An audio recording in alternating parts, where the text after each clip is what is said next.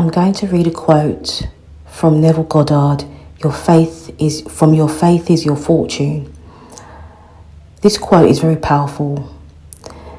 And whenever you're feeling like things are not going your way, or you're feeling like your manifestation is too far away from you, read this quote out loud, listen to it, memorize it, or just keep listening to it from here, and remember that your faith is your faith.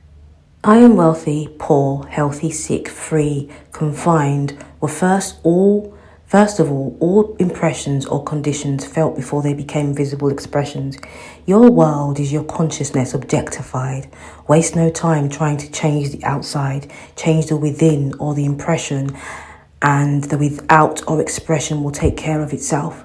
When the truth of this statement dawns upon you, you will know that you have found the lost key or the key to every door.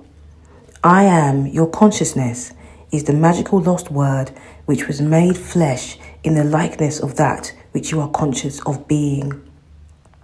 This is from Your Faith is Your Fortune by Neville Goddard.